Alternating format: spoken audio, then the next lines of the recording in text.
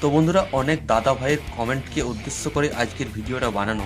তাই আজকের ভিডিওর টপিকটা হলো পূর্ব মেদিনীপুরের যেসব সেটআপগুলো আমরা ভিডিওতে দেখে থাকি সেই সেটআপগুলোর অ্যাকচুয়াল ভাড়া কত, সেটআপগুলো তোমরা তোমাদের ক্লাবে নিয়ে এসে বাজাতে পারবে কিনা বা কত খরচ হবে সে সমস্ত এই ভিডিওর মধ্যে দেওয়া আছে। তাই ভিডিওটা প্রথম থেকে শেষ পর্যন্ত দেখার অনুরোধ থাকলো। যে দাদা ভাইটি চ্যানেলে নতুন এসছো তাকে বলবো চ্যানেলটা সাবস্ক্রাইব করে অবশ্যই যাবে, কারণ এরকম ভিডিওর নোটিফিকেশন তুমি যদি না পাও তুমি কিন্তু অনেক কিছু মিস করে যাবে। তো বন্ধুরা, যেসব সেটআপগুলো আমি ভিডিওতে দেখিয়েছি সবগুলো কিন্তু ক্যারিং কস্ট ছাড়া। ক্যারিং কস্ট কিন্তু কমিটির লাগবে। সেটআপগুলো যেখানে যাবে সেই ভাড়াটা কিন্তু কমিটি বহন করবে। তো চলো দেখে নিই কোন সেটআপ কত ভাড়া নিচ্ছে একদিনে। ওকে,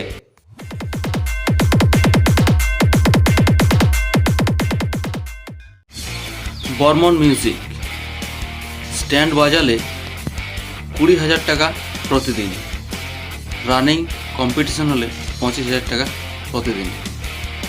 নেক্সট আসছে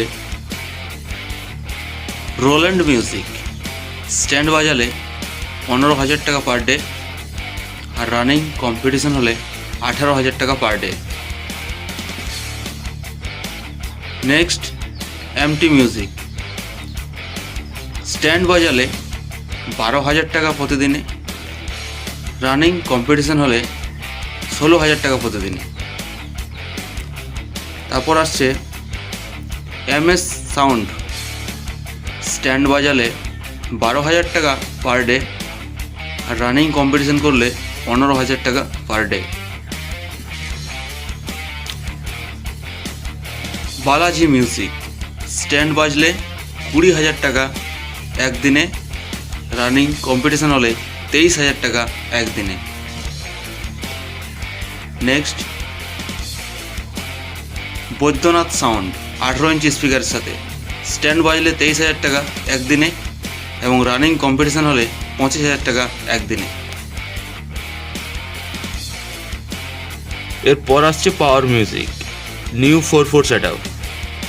এই সেটআপটি কিন্তু পুরোটাই 18 ইঞ্চি স্পিকারের সেটআপ। এই সেটআপটার ভাড়া একদিনে 18,000 টাকা। স্ট্যান্ড এবং রানিং দুটোই একই রেট। এটা পাওয়ার মিউজিকেরই 10 ব্যাস 9 মিনিট সেটআপ।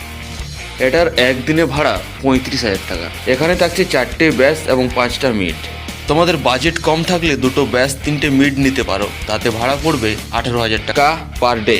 তো বন্ধুরা, যদি আরও কোনো সেটআপের ভাড়া নিয়ে তোমাদের মনে কোনো প্রশ্ন থাকে তো আমাকে কমেন্ট বক্সে অবশ্যই জানাও, আমি রিপ্লাই দিয়ে তোমাদের সমস্ত ব্যাপারটা ক্লিয়ার করে দেবো। ওকে, আজকের মতো এখানেই শেষ করছি। ভালো থাকবে সবাই।